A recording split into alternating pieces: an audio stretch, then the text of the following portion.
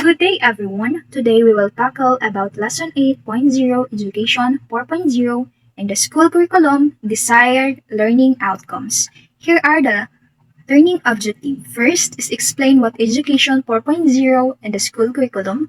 Second, discuss ways of implementing Education 4.0. But the content focus on this Lesson 8.2 is all about industrial Revolution. and Education 4.0. But before that, ano nga ba ang Industrial Revolution? Ang Industrial Revolution ito ay tumutukoy sa malaking pagbabago sa paraan ng pamumuhay, paggawa, at ekonomiya ng tao dahil sa paglitaw ng mga bagong technology. Ayon pa nga kay Klaus Schwab, Industrial Revolution as the appearance of new technologies and novel ways of perceiving the world that trigger a profound change in economic and social structures. Ibig sabihin, ayon kay Klaus Schwab, ang Industrial Revolution, ito yung paglitaw ng mga bagong technology at mga bagong paraan na nagdudulot ng mas malalim na pagbabago sa ating ekonomiya at lipunan. Ibig sabihin, kapag may mga bagong technology, hindi lamang tools ang nagbabago, kundi pati ang trabaho, lifestyle, at buong sistema ng lipunan. At bago tayo dumako sa Industrial Revolution 4.0, ay mayroon munang mga stages bago ito. Unang Industrial Revolution 1.0, 2.0, at 3.0. Ano nga ba ang Industrial Revolution 1.0? Ang Industrial Revolution 1.0 ay nagsimula noong late 18th century sa Europe, lalo na sa England. Ang pangunahing imbensyon dito ay ang steam engine. Ano nga bang nangyari noong Industrial Revolution 1.0? Mula sa mano-manong paggawa, naging machine-based production. Nagsimula ang mga factory system, lumipat ang mga tao sa lungsod para magtrabaho, naging mas mabilis ang transportation gamit ang steam trains at ships. Dahil dito, dati ang mga produkto tulad ng tela, konti lamang ang mga nagagawa kasi mano-mano ang paggawa. At dahil dito naimbento ang steam engines. Mas dumami ang production, ngunit nawala naman ng mga trabaho ang ibang manggagawa. Next ay ang Industrial Revolution 2.0. It was the age of science and mass production. Things started to speed up with the discovery of electricity. There were a number of key inventions: gasoline engines, airplanes, chemical fertilizer. Advancement in science weren't limited to the laboratory, notable of which is the assembly line, which effectively powered scientific principles were brought right into the factory mass production. Recall Henry Ford's company, whereby early part of the 20th century mass-produced cars with gasoline engine built on an assembly line.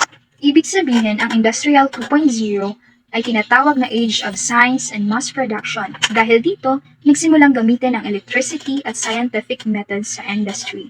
Ano nga ba ang nangyari? Dito sa Industrial Revolution 2.0, gumagamit na ng kuryente sa mga factories, pag-usbong ng assembly line system, mas mabilis at mas organized na ang production. Lumawak na ang scientific inventions sa mga industriya. Ibig sabihin, hindi na lang simpleng makina ang ginagamit, kundi yung mga scientific system kung saan bawat mga trabahador ay may specific task to production line. Dahil dito, mas mabilis ang paggawa ng mga produkto at mas mura pa ito para sa mga consumers. Halimbawa dito, si Henry Ford ay gumamit ng assembly line sa paggawa ng kotse. Sa system na ito, bawat worker ay may kanya-kanyang trabaho hanggang mabuo ang produkto. Dito mas napapabilis ang production at mas nagiging mura ang produkto dahil mas marami ang napuproduce na produkto at mas marami din ang bumibili dahil mura. Sunod naman ay ang Industrial Revolution 3.0 is the Digital Revolution. We moved from an analog electronic and mechanical devices to digital technology, which dramatically disrupted industries, especially global communications. We are now enjoying the blessings of digital revolution computers, cell phones. We used to tune in our television with an antenna analog. This is now replaced by an internet-connected tablet that lets you stream movies digital. Dito sa Industrial Revolution 3.0 ay ang panahon ng digital technology kung saan ang mga analog systems ay napalitan na ng computers at internet. Mas napadali na. Halimbawa noon, antena yung ginagamit sa mga TV. Pero ngayon, kahit internet na lamang yung gamitin. Halimbawa dito yung mula manual at mechanical naging digital. Pag-usbong ng computer, cellphones at internet, global communication became instant.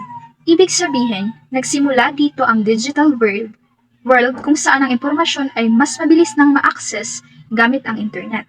Halimbawa nga, kung dati ay pumupunta pa tayo sa library upang mag-research o manaliksik, ngayon ay isang click na lamang sa isang website ay maaari na tayong makakuha ng impormasyon, lalong-lalo na sa Google. Dito sa Industrial Revolution 4.0, ito yung pinakabagong Industrial Revolution kung saan ang lahat ay interconnected na gamit ang technology. May mga pag-usbong ng artificial intelligence, di ba sa pagre-research, gumagamit na tayo ng artificial intelligence o mga robot, yung Internet of Things, yung mga automation na kung saan kahit na hindi na tayo nahihirapan, mas madali na sa atin na gamitin ito.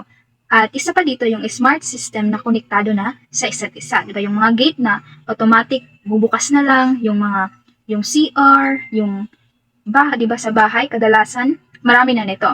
At hindi lamang machines ang ginagamit, kundi machines na kayang mag-isip, mag-analyze at kumonekta sa iba't ibang devices. Halimbawa nito, yung cellphone mo, maaring connected na sa smart home devices. Or, diba yung smartphones mo na maaari nang connect sa iyong bahay.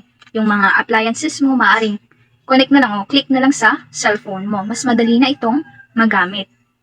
Yung mga driverless cars, AI assistants like Siri, GPT, smart home appliances. Yun na nga yung sinabi ko kanina, yung sa CR, sasabihin mo lang na open, bubukas na lang ito kahit hindi mo buksan. Mga automatic na.